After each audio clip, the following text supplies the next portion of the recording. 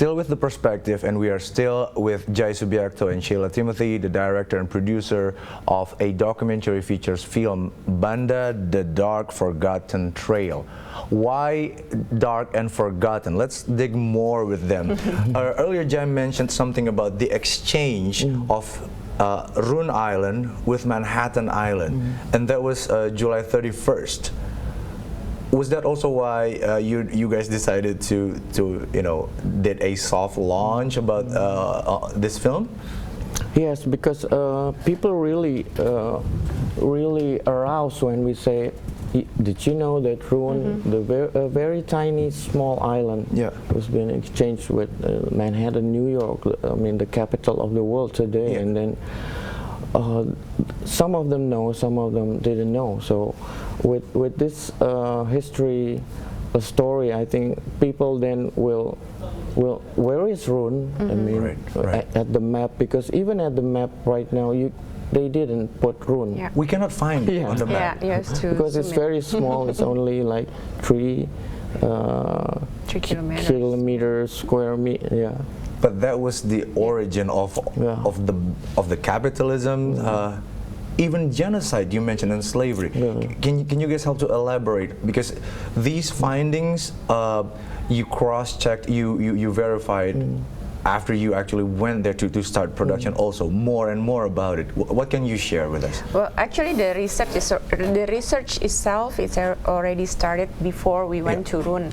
So we have a collaboration with Jalur Rempah Nusantara, a consortiums, and we have a research and development that provide us with the literature, references, all the reference and everything. And we also interview a lot of historians and all that. So actually, before we went to Banda, we already have that kind of. You have enough background. Yes. But and as you arrived, right? No, even before we arrived, I mean, the team arrived for the production. The researcher and the writer went there first. So they stayed around 1 month before we go. We went there twice. So first for the location scouting, and then the second one for the shooting itself. Okay, so these findings and then verified. Did you meet locals who can, elders especially also, right? Who can tell, other elements to complete those historical findings, right? Yeah. What else did you find there? Well, actually, what's interesting about the movie itself is because mostly the story about Spice Route is told by the Westerner. Right. We don't have a voice in telling this history. Our own history. Our own voice telling this history from our perspective. So this one is actually done by the Indonesians for the Indonesian from our perspective. To the world. To the world. And mostly the documentary about the spice route is actually only talk about the commodity, the spices. But what interesting about this movie is we are not only talk about nutmeg, but we talk about the human itself, the human interest of Banda. So we talk about the residents, right? The residents, the people before the genocide, before 1621, and people who came after the genocide, 1621. So we also interviewed not only historians, but also the people from the Banda, locals. the locals. Yeah. Wow. Aside from meeting the people, seeing the beauty, Jay, how did you capture all that? Because if I can be very honest, the trailers, they're poetic. They're like really poetic. Yeah, I told Lala that I don't want to see any reference of any documentary that has been made.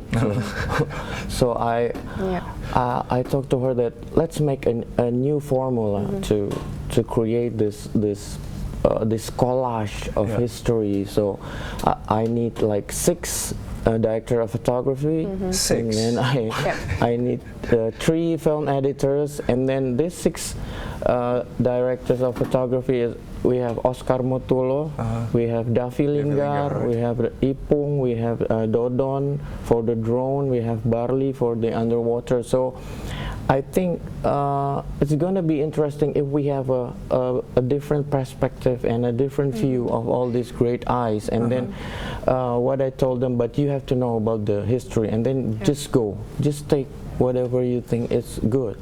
So that's the method. You took all the production team into, Banda 101 all together, and then go and get the visuals. Yeah.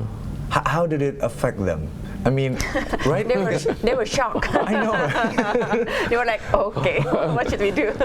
Yeah, even the music director Indra Perkasa, and then I add one band, Baraswara, for the theme song there. They did justice with that. They did justice with that. So I take Indra, just look. You have to look at the island, and then he told me, what kind of music you want?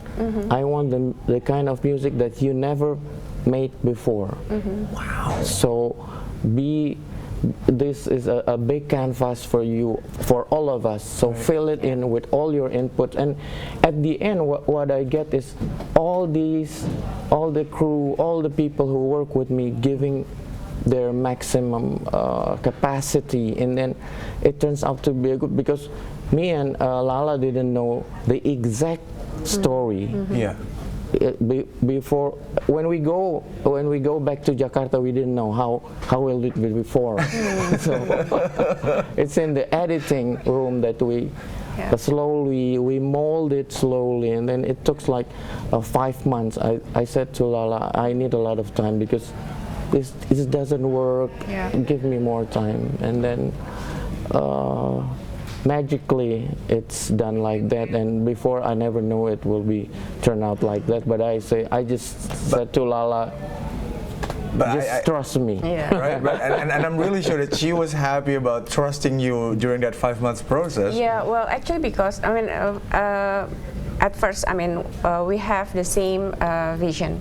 We want to create something new, something fresh. We need something. We need newness in the movie itself. So I really trust Mas Jai with his artistic vision and creative, and he's very smart, and he knows exactly what he's going to say in the film. So we, as a production company, we have to support him as much as possible. For example, we even bring in music director to Banda. I know. Because he needs to feel the environment. The ambience, the environment. He needs to taste the He needs to be air there, and the right? water in itself to create things. Wow. We'll put another hold on it and dissect more about the challenges also, not only the beautiful findings in Banda. Stay with us only on The Perspective.